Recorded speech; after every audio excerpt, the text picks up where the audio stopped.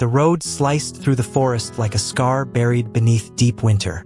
Officer Eldon Margrave, 43, stepped out of his patrol car into the bitter wind of Brander, Ohio. Snow flurried in the air like fine dust, and the silence of the trees felt heavy, almost watchful. He'd been called here by an anonymous voice, quiet, nervous, almost whispered, "There's a dog tied to a tree in the snow. If someone doesn't help, it'll die out there." Eldon had heard worse in his time, but something about this call had stuck with him. What he found was worse than he expected. A German shepherd, large but frail from exposure, was tied tightly to the trunk of a pine tree. Its front paws clung to the bark as if begging for mercy. The dog didn't bark, didn't growl. It simply stared. Its eyes were dark and deep, not wild with fear but heavy with grief. That stare said more than any sound could. This dog had been left to die. But it wasn't just cruelty. It felt personal, intentional. Eldon approached slowly, drawing his emergency hatchet. The rope was thick, knotted with care. This wasn't the work of a careless person. Whoever did this meant for the dog to stay tied until the cold took him. No footprints, no tire tracks, just silence and ice. Kneeling beside the animal, Eldon spoke gently. "It's okay, boy. You're safe now." Still no movement, just that same fixed gaze, like the dog was already somewhere far away in its mind. With a careful swing, Eldon severed the rope. The dog wobbled but didn't try to run. Instead, it leaned forward and touched its cold nose to Eldon's leg.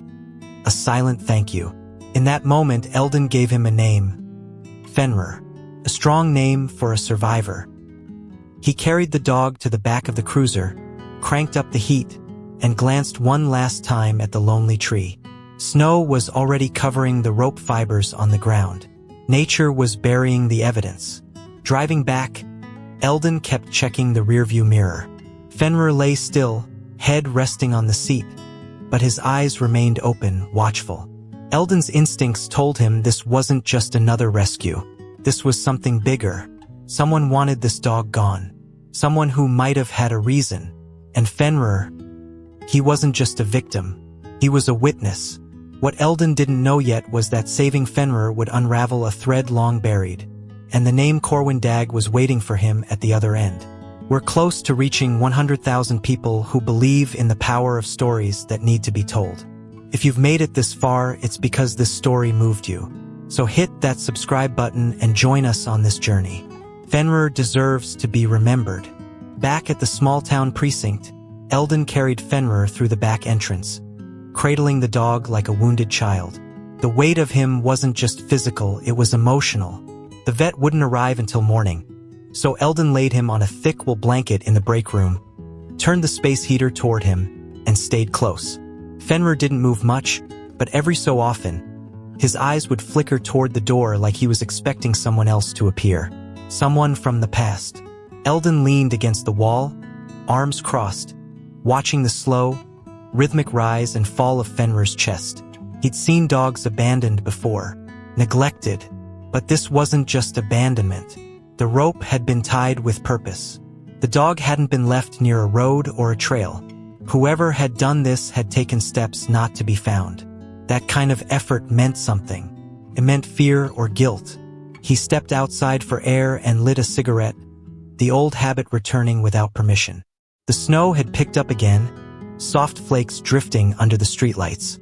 Across the street, he noticed Clive Rennick, the elderly man who lived in the cedar-paneled house next to the station, peeking through his curtain.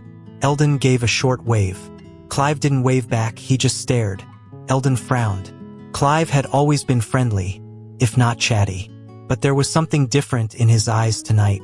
Something unsettled. Back inside, Fenrir had shifted. One paw now stretched toward the door. Eldon crouched down beside him. "You waiting for someone?" he whispered. The dog's ear twitched, but he didn't respond. Still, Eldon felt it again, that heavy silence, like the dog carried the weight of a secret, as if he was more than just a dog, like he had been part of someone's life, a life that ended badly. He ran a hand over Fenrir's fur and felt something, rough, just beneath the collar. Tucked into the inside seam was a small, weathered metal tag. Not a standard dog ID. This one looked homemade. He turned it over in his palm. The name was barely legible beneath the scratches. But one thing stood out. Dagg. Eldon's breath caught. He knew that name. Corwin Dagg. A man Eldon hadn't seen in years. A man whose name brought with it a long shadow and memories Eldon had worked hard to bury. He stared at the tag, the snow falling silently outside. This wasn't just a rescue. It was a message. Someone wanted him to remember. And now, he couldn't forget.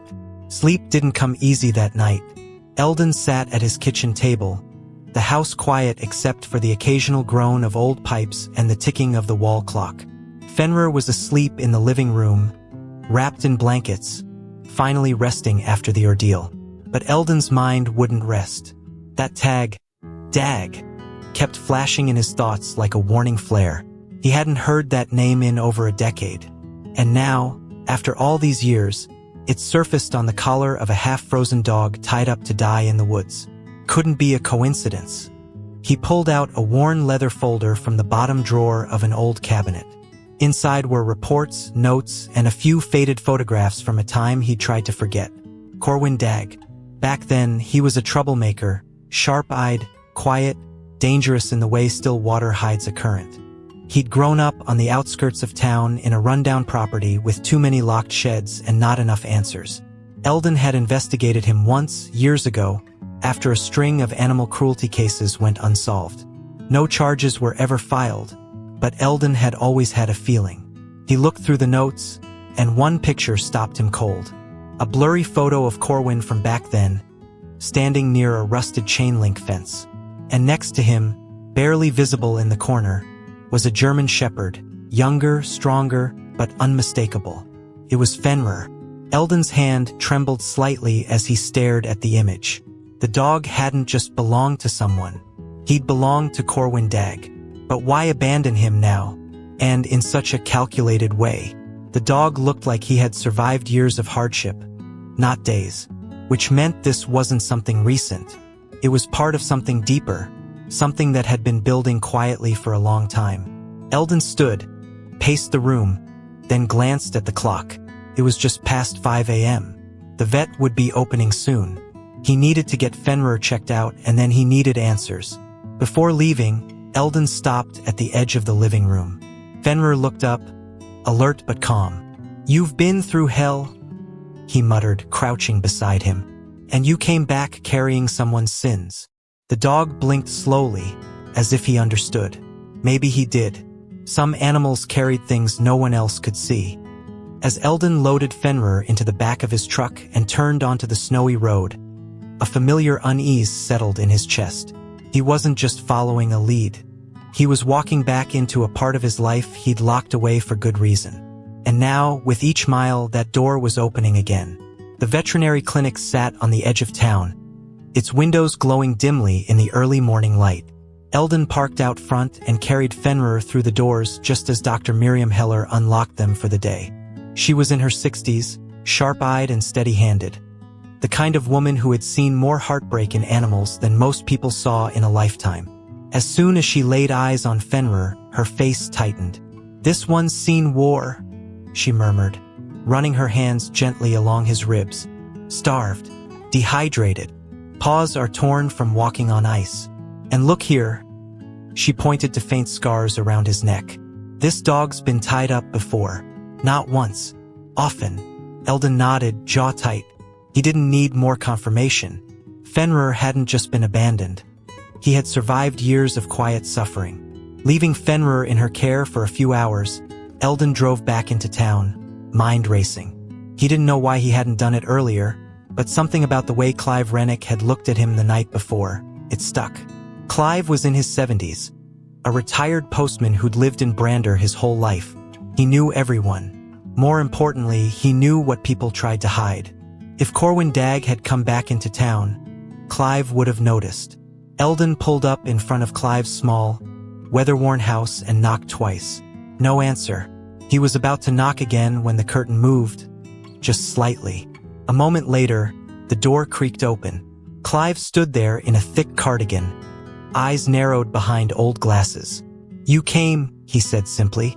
No question, no greeting, just a statement, as if he'd been waiting. Inside, Clive poured black coffee into 2 chipped mugs. "I saw the dog," he said before Eldon could speak. "Saw you carry him in last night. That wasn't just any stray. That was Dagg's dog." Eldon leaned forward. "You sure?" Clive didn't blink. "Name was Fenrir. Used to see him when I delivered mail out near the old Dagg property. Dog always looked at me through the fence like he wanted out. Like he was watching, waiting." Eldon stared into the steam rising from his cup. "Why now, Clive? Why leave him there after all these years?" Clive hesitated, then said, "Because Corwin's back, and he's not alone this time. I saw a man with him 2 nights ago, out by the edge of the woods. Someone I didn't recognize. But I swear, Eldon, that dog. He got away from something bigger." Eldon stood slowly. His instincts were screaming again. Fenrir wasn't just a witness. He was the loose thread in something much darker. And someone out there knew it. The old Dagg property sat at the edge of the forest like a scar the land had tried to forget. Fences sagged under years of neglect, and the house, once painted a dull green, was now gray with mold and time. Eldon parked far enough down the gravel road to stay out of sight. He hadn't stepped foot near this place since the investigation 11 years ago. He told himself he never would again. But Fenrir had led him back. The memory came back sharp as a blade. The day he and 2 other deputies had searched the property after neighbors reported strange noises at night. They'd found cages, some empty, some stained, and a pit behind the barn that no one ever talked about again. Corwin had disappeared soon after. No arrest, no closure, just silence. And now, here he was, standing again on the edge of something that never truly ended.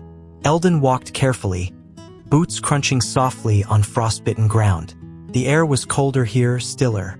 He stepped around to the side of the house, stopping near a broken window. Through the filthy glass, he saw movement, a figure. Tall, lean, pacing.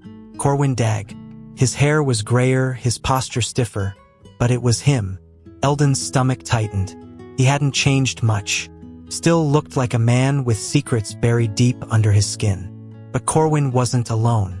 A second man stepped into view, bigger, with a shaved head and a rough military jacket. He didn't look like a local. Eldon couldn't hear what they were saying, but their body language told enough. Tension, urgency. They were planning something or hiding something that had already happened. And then, on the kitchen table, Eldon saw it. A stack of photographs. He couldn't make out details, but one of them looked like Fenrir. Eldon backed away carefully, heart pounding. He had enough to act now, but not enough to stop them. Not yet. He needed proof, something undeniable. And more than that, he needed to know why now. Why bring Fenrir back into the open after all these years? Was it a mistake? Or a warning? As he reached his truck, his phone buzzed. A text from Dr. Heller. "You need to see what we found in Fenrir's stomach. Call me ASAP." Eldon froze. What could a dog like Fenrir carry inside him? After years of survival, that would make a seasoned vet reach out and panic. Whatever it was, it meant this was more than abuse, more than abandonment. It was evidence, and someone out there would do anything to make sure it stayed buried. What do you think Fenrir carried in his stomach all these years? Drop your theories in the comments. The truth might be darker than anyone expected. Eldon's boots echoed through the tiled hallway of the veterinary clinic, every step heavier than the last. He didn't even notice the cold anymore. All he could think about was the message from Dr. Heller and the feeling in his gut that told him this wasn't going to be a simple update. Something was shifting, deep beneath the surface of everything he thought he knew. When he stepped into the exam room, she was already waiting, gloves on, standing beside a tray covered with a sterile cloth. Her eyes met his, and she didn't need to say anything. Whatever they'd found wasn't normal. She pulled back the cloth, revealing a sealed evidence bag. Inside was a small, rusted metal cylinder, no bigger than a lipstick tube. "We found this lodged deep in Fenrir's stomach," she said. "There's scar tissue around it. He's probably been carrying it for years. It didn't show up on a normal scan. I had to go deeper manually. Eldon took the bag in his hands carefully, turning the capsule over. It was scratched, dented, and sealed tight. The weight of it felt unnatural, like it had been waiting for this moment. He used a small pair of pliers to pry the cap open. Inside, folded into a tight coil, was a single strip of aged photo paper. As he unfolded it, the image revealed itself slowly. A cluttered basement, dimly lit. In the center stood a young boy, no older than 6. Behind him, in the shadows, was a metal cage. And inside that cage, a girl, bound, frightened, her eyes staring straight into the camera. Eldon's breath caught in his throat. The child in the photo had the same angular face, the same eyes as Corwin Dagg. This wasn't just disturbing, it was damning. He stared at the picture for a long moment, every inch of it burning into his memory. "This isn't just about abuse," he whispered. "This is evidence. This is organized." Dr. Heller stepped closer. "Whatever this is, it was meant to be found. But not by just anyone. Whoever put that in Fenrir, they trusted him. And they trusted you to find it." Eldon didn't respond at first. The truth was too large to wrap his thoughts around. Fenrir wasn't just a dog caught in the middle. He had been used as a vessel, a messenger, and someone had calculated every step of this.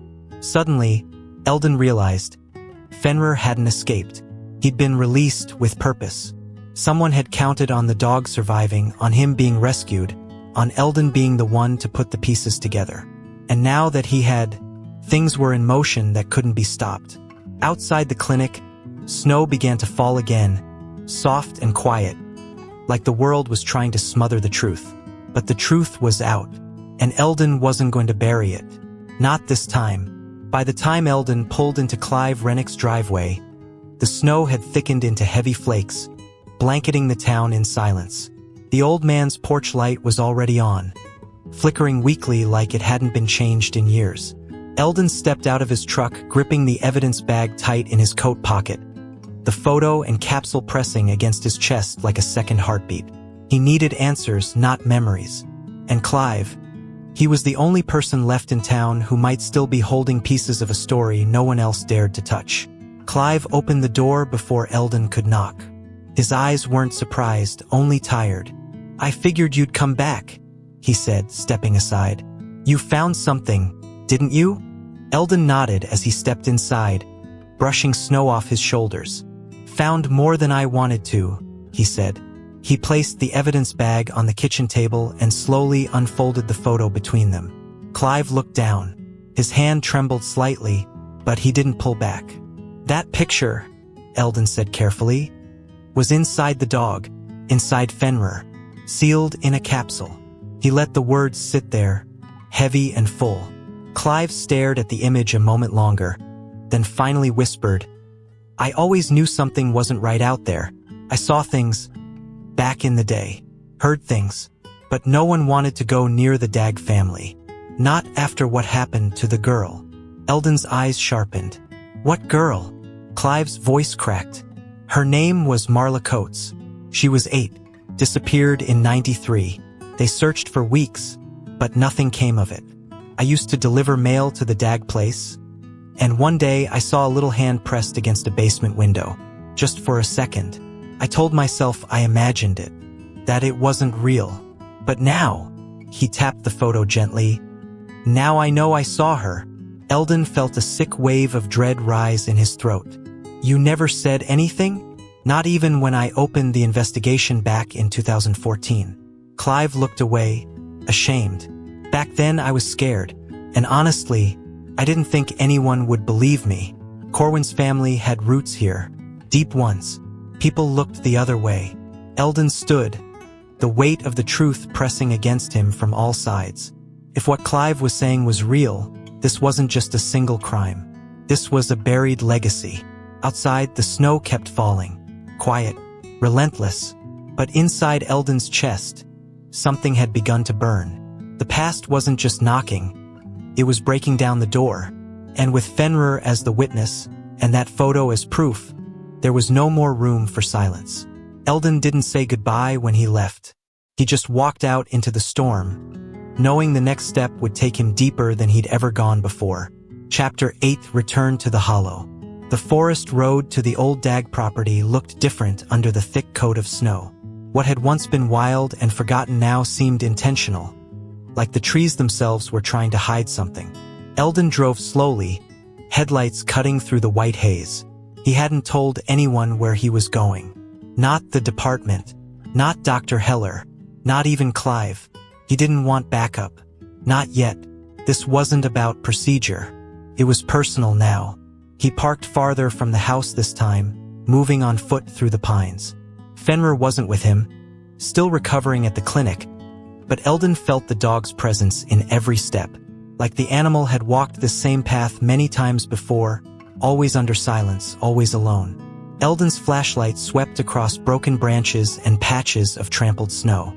He wasn't the only one out here recently, and from the looks of it, someone had returned after his last visit. When the house came into view, Eldon crouched behind a collapsed shed, scanning the windows. No lights, no movement, but the front door, which had been closed tight days before, was now hanging slightly ajar, swinging with the wind. A warning? Or an invitation? He tightened his grip on his flashlight and moved toward the door. It groaned as he pushed it open, revealing the same dust-choked air and smell of mold. But now, something new lingered beneath the rot. Smoke. Recent. Faint, but unmistakable. Inside, the house was colder than outside. He moved carefully through the kitchen, his steps slow, deliberate. The table where he had once seen the photo stack was now empty. The photos were gone. Drawers hung open. Whoever had been here knew Eldon was coming back, and they had cleared the evidence. But they hadn't taken everything.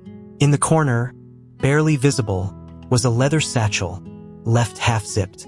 Inside, old Polaroids, a notepad with names, dates, and a map. Eldon's heart raced. These weren't just old memories. They were records, proof. As he flipped through the photos, his blood ran cold. Children, different faces, different years, all taken in the same basement. This had gone on longer than anyone imagined. And Corwin Dagg, he hadn't worked alone. The second man, the one Eldon had seen pacing beside him, appeared in several of the photos. Same face, always watching, always behind the camera. Then a sound, a single floorboard creaked upstairs. Eldon froze, every instinct on fire. He wasn't alone. He slipped the satchel over his shoulder, turned off his flashlight, and backed toward the door, heart pounding. He didn't need a confrontation, not yet. He had enough now to reopen the case, to make noise, to finally force the town to see what had been buried for decades. But as he stepped out into the cold, the door behind him creaked again. This time not from the wind. Someone was following him. Eldon didn't run. He walked, slowly, steadily, down the icy path away from the Dagg property, every sense on high alert. He could feel the presence behind him, like heat against the back of his neck. Whoever was following him wasn't trying to be quiet. Their footsteps were deliberate, confident. Eldon didn't look back until he reached the treeline, where the forest thinned and the light from the town faintly touched the snow. Then, and only then, he turned. There, standing just beyond the trees, was the man he'd seen at the Dagg house. Broad shoulders, military jacket, face half-shadowed by the falling snow.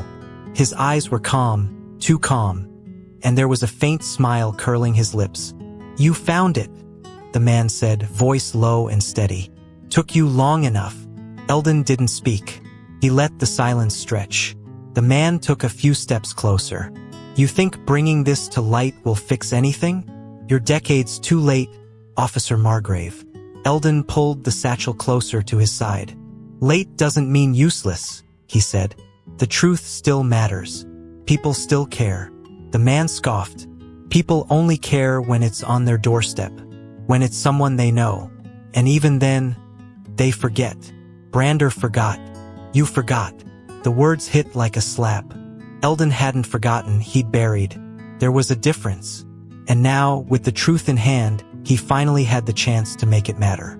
"You were part of it," Eldon said quietly. "You documented it. You helped cover it up. The man's expression darkened. I followed orders. Same as you. You think you're different? You turned a blind eye to the Dagg name for years. You did nothing. We all did nothing. That was true. And that truth burned in Eldon's gut. But the difference now was that he wasn't staying quiet anymore. Eldon stepped back toward his truck. This isn't staying buried, he said. Not this time. The man didn't follow. He just stood there watching. You won't make it easy, he said calmly. We're not done. Eldon didn't respond. He didn't need to. The satchel on his shoulder was heavier than any weapon. It was proof. It was a voice for every person silenced in that basement. Back in the truck, Eldon placed the satchel beside him and started the engine. He didn't drive to the station. He headed straight to the local newspaper, then the sheriff's office, then state investigators. This time, he wasn't passing it up the chain to disappear. As the snow turned to sleet and Brander streets lit up with early evening lights, Eldon knew there was no going back. The past had broken through, and now everyone would have to see it. The town of Brander hadn't seen that many police vehicles in years. By noon, state agents, forensic teams, and reporters lined the icy roads near the Dagg property. Yellow tape flapped in the cold wind as officials combed through the house, the basement, and the woods behind it. The satchel Eldon had carried out was no longer just a warning. It had become a key. Names were confirmed, faces matched, and buried beneath the floorboards of that rotting house, investigators found what they hoped never to see: bones. Eldon stood at a distance, near the tree line, watching as it all unfolded. He didn't feel victory, not pride. What he felt was heavier, a grief for the silence that had lasted too long. The victims had names now. The files would be opened. Families, some who had left Brander decades ago, would get calls they never expected. And Fenrir, the dog who had endured in silence, had broken it all open with a message carried inside him, like a soldier returning from war with secrets in his bones. That evening, the local news ran the story. Retired officer reopens decades-old case after clue found inside abandoned dog.